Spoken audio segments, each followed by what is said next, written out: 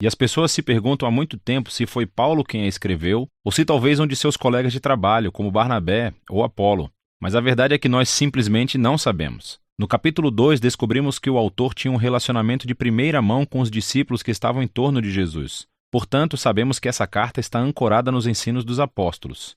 Também não sabemos quem era o público-alvo dessa carta ou onde eles moravam. O autor os conhece muito bem e assume que eles têm um conhecimento profundo das Escrituras do Antigo Testamento, especialmente o enredo dos 5 primeiros livros da Bíblia, a Torá, sobre como a família de Abraão se tornou a nação de Israel, sobre como Moisés os conduziu da escravidão no Egito para o Monte Sinai, onde eles receberam a Torá e fizeram uma aliança com Deus, onde construíram um tabernáculo onde o sacerdote fazia sacrifícios. E também sobre como eles foram peregrinos no deserto, a caminho da terra prometida. O autor espera que os leitores conheçam todos os detalhes dessas histórias. Então, muito provavelmente, o público é composto de cristãos judeus. E é daí que vem o nome da carta. Nós também temos pistas no capítulo 10 de que essa comunidade da igreja estava enfrentando perseguição e até aprisionamento por causa da sua associação com Jesus. Alguns na comunidade estavam se afastando de Jesus e abandonando a fé completamente. E isso explica o propósito e a estrutura dessa carta. Primeiro, há uma pequena introdução que é seguida por 4 sessões em que o autor compara e contrasta Jesus com pessoas e eventos importantes da história de Israel. Jesus é comparado primeiro com os anjos e a Torá, segundo com Moisés e a terra prometida, terceiro com os sacerdotes e Melquisedeque, e por fim com os sacrifícios e a aliança. E o autor tem 2 objetivos principais em todas essas comparações. O primeiro objetivo é elevar Jesus como superior a qualquer pessoa ou qualquer outra coisa, mostrando que Jesus é digno de toda a sua confiança e devoção. Mas o segundo objetivo é esse: desafiar os leitores a permanecerem fiéis a Jesus, apesar de perseguição. Em todas as sessões, ele inclui uma forte advertência para não abandonar Jesus. Então, vamos nos aprofundar melhor e ver como tudo isso se desenrola. A exaltação de Jesus começa na primeira frase da introdução. No passado, Deus falou aos nossos ancestrais de muitas maneiras diferentes, mas nesses últimos dias ele falou conosco através do seu Filho. Assim, o autor está dizendo que Jesus é superior a todas as formas anteriores pelas quais Deus se revelou a Israel. Ele então faz uma assombrosa afirmação de que Jesus é o esplendor da glória de Deus e a impressão exata da natureza de Deus. Essas metáforas indicam a maior aproximação possível entre Jesus e Deus. Então, Jesus é o que os raios de luz são para o sol, ou Jesus é o que a impressão de cera é para o anel de sinete. Para esse autor, não há Deus separado de Jesus. Jesus é Deus feito humano como Filho.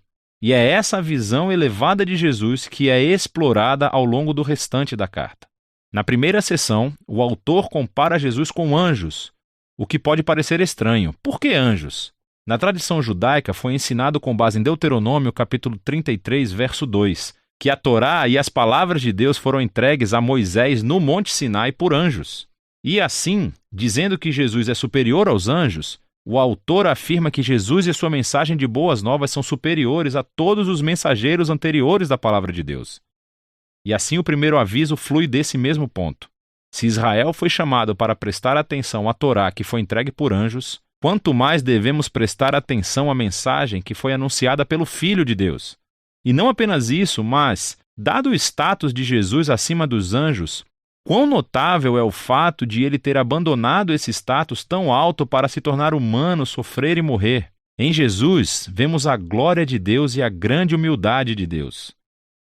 Como Jesus se uniu com compaixão ao destino trágico da humanidade. Nos capítulos 3 e 4, o autor prossegue argumentando que Jesus é superior a Moisés, que liderou o povo de Israel através do deserto e construiu o tabernáculo. Jesus também é o líder do povo de Deus. Mas nele não vemos o construtor de apenas de uma tenda, mas sim de toda a criação.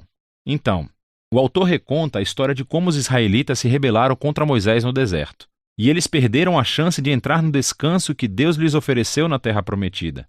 E assim vem o segundo aviso. Se Jesus é maior do que Moisés, quão maior são os riscos que corremos se nos rebelarmos contra ele. Também estamos em um ambiente de natureza selvagem, onde temos que confiar em Deus, pois o futuro está na nova criação de Deus. Portanto, vamos nos certificar que não nos rebelamos como Israel no deserto e perdermos a oferta graciosa de Deus para entrar em sua nova criação. Nos capítulos 5 a 7, o autor compara Jesus com os sacerdotes de Israel que vêm da linhagem de Arão. Seu papel era de representar Israel diante de Deus e oferecer sacrifícios que reconciliavam ou cobriam os pecados do povo. Mas ele ressalta que os sacerdotes eram eles mesmos pessoas com falhas morais. E assim, eles constantemente tinham que oferecer sacrifícios pelos próprios pecados, assim como por todos os outros. Era necessário algo mais, algo diferente. E então ele argumenta que Jesus era esse algo diferente. Ele é o supremo sacerdote, mas Jesus não veio da linhagem de Arão. Ao invés disso, Jesus era um sacerdote na ordem de Melquisedeque, aquele misterioso sacerdote-rei da antiga Jerusalém. E ele aparece nas histórias de Abraão. Também encontramos no Salmo 110 que o rei messiânico da linhagem de Davi será um sacerdote na ordem de Melquisedeque. Então esse é o ponto principal do autor. Jesus é o maior sacerdote-rei. Ele é moralmente impecável, está eternamente disponível para o seu povo. E assim ele é superior a qualquer outro mediador entre Deus e os humanos. Assim vem seu aviso nessa sessão. Rejeitar a Jesus é rejeitar a melhor e única chance de sermos totalmente reconciliados com Deus. Então não faça isso. O que nos leva à última comparação dos capítulos 8 a 10. O autor mostra como a morte de Jesus na cruz foi o maior sacrifício, superior a todos os sacrifícios de animais oferecidos no templo. Esses sacrifícios tinham que ser oferecidos constantemente, tanto diariamente quanto anualmente no dia da expiação. Jesus ofereceu a sua vida de uma vez por todas. E foi suficiente para cobrir os pecados do mundo inteiro. E assim, o autor adverte os leitores da carta sobre se afastarem de Jesus. É como dar as costas a uma oferta grandiosa do perdão de Deus. Por que você faria isso? O sacrifício de Jesus é permanente, ele diz, e é o fundamento para a nova aliança mencionada nos profetas, onde todos os pecados são perdoados. Então, agora que o autor elevou Jesus através de todos esses contrastes, essa sessão final é o grande desafio para seguir Jesus. Então pense no todo. Em Jesus, eles encontraram a palavra de Deus. Em Jesus, eles têm esperança para a nova criação. Jesus é o eterno sacerdote deles, o sacrifício perfeito.